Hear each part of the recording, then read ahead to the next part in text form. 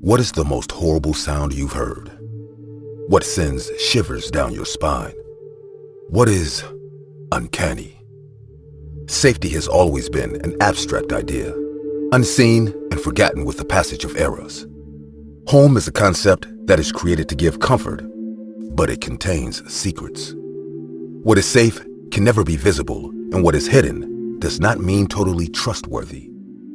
I am here, locked behind bars, just because some people decided that it would be safer for the others. Of course, they lie. They say it is for my own well-being. I am being kept in a cage like an animal, and they are calling the cage a mental health facility, as if this place was supposed to help me regain my sanity. How can one regain what is not lost? Still, I believe in the kindness of the strangers. That is why, with the urge to make you see the blinding light of the truth, I will tell you what happened. I was always considered to be a strange child. Being raised by a mentally ill mother was not the kind of thing that many children would have to face, and the absence of my father made my life less bearable. I never got the chance to know my father, but my mother had told me strange stories about his whereabouts. According to her, my father was a scientist that was working on a top-secret mission. As a child, I had believed in her fairy tales. Realizing the trust I put in her stories, she would give me more details about the experiments. She would constantly talk about the fabric of time and how you can actually stretch it. The experiments my father was working on were to create a gap, a doorway to the past and the future.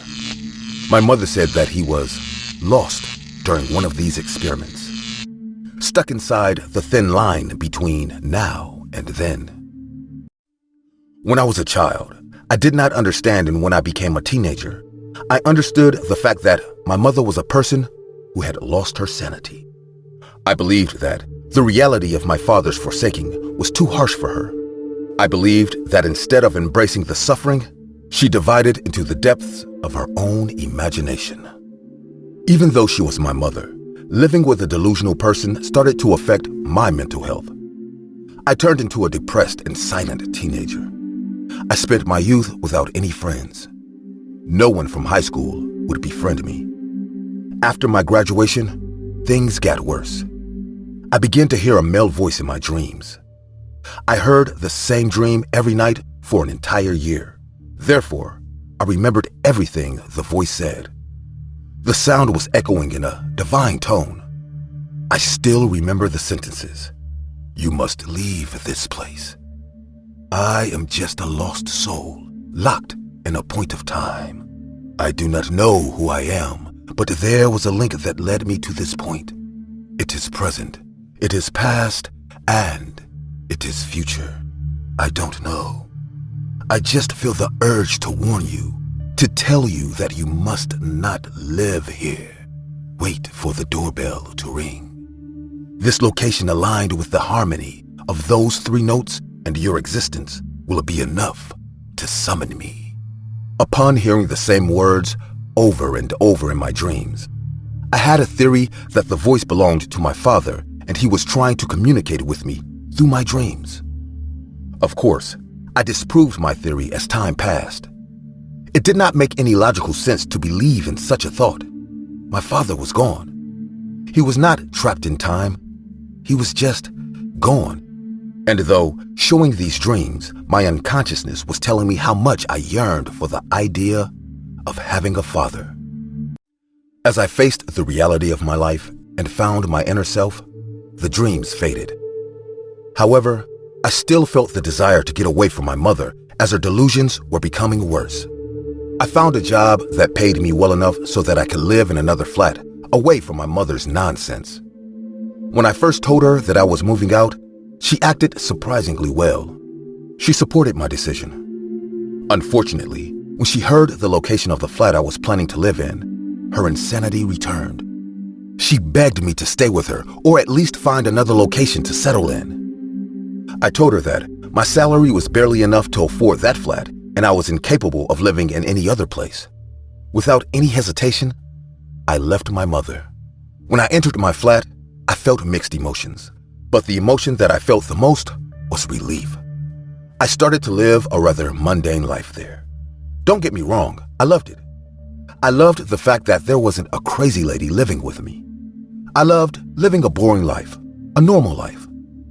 But of course, absurdity was a part of my life that always haunted me, and after 2 years of experiencing normality, abnormality found me. It all began when I started to hear my doorbell ringing. Although I was used to its melody, hearing it at night at exactly 3 a.m. scared me. The eerie noise of it woke me from my sleep. I was not sure why my doorbell was ringing, but it could not be a good sign.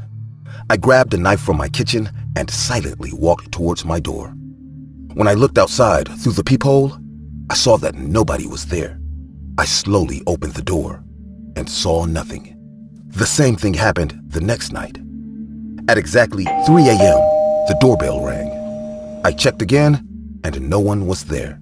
The following day, it happened again. However, on the third night, when I looked through the peephole, I saw a figure outside.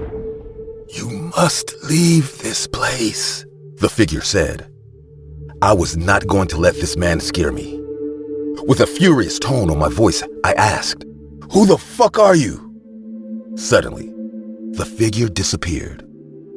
After a couple of seconds of complete silence, its voice started to come from behind me. "I am just a lost soul, locked in a point of time." As its echoing sound gave me goosebumps, I turned around. There, I saw a male figure. The entirety of its body was blurred. You know, when you take a picture of a person when he is walking, and in the picture, he seems blurry? He looked exactly like that. He just stood there. "What are you doing in my place? Who or what are you?" There was no movement or any indications that he was speaking, but I began to hear his voice answering my question. "I do not know who I am, but there was a link that led me to this point. It is present, it is past, and it is future." Hearing his words, I realized that the blurry figure could be my father. I know it sounds insane, but at that moment, I instinctively felt the urge to ask him if he was my father. "I don't know. I just felt the urge to warn you, to tell you that you must not live here," he replied. My mind did not have the capacity to understand what was going on. The pressure of this being's presence was enough to leave me breathless. I just fell on my knees, gasping for air. All I could say was, "When?" Upon hearing my question, the creature spoke one last time and disappeared. Before disappearing, he said, "Wait for the doorbell to ring. This location aligned with the harmony of those 3 notes and your existence will be enough to summon me." A sense of utter horror filled my heart. I was confused and incapable of knowing what was real. However, his last words made me think about the melody of my doorbell. 3 notes that have always been very unsettling. The uncanny mixture of these 3 notes were creating a sound that was unexpectedly mesmerizing. I couldn't sleep that night. I remembered the dream I had seen for an entire year. I remembered the voice I heard that was the same. I remembered the sentences he formed in my dream. They were the answers that I asked him that day. How is that possible? I started to think about what I went through and the sufferings my life contained in general and came to a conclusion. My mental health was unstable. Realizing this, I decided to get psychological help. After a couple of years of dozens of psychiatrists attempting to cure my madness, they have come to the conclusion that I must be transferred to a mental health facility. At first, I thought it would be good for me and, very foolishly, I accepted their offer. However, being locked in this place did not help me. I still hope to hear the doorbell ring, and I still hear my father's voice in my dreams. Being in this place made me realize that I was not insane. I am not insane. I misjudged my instincts. I know that my father is out there, somewhere within the concept of time, lost and waiting for me to rescue him. I am sure of it. Although I'm caged, I can still be free. All I have to do is hear the doorbell ring.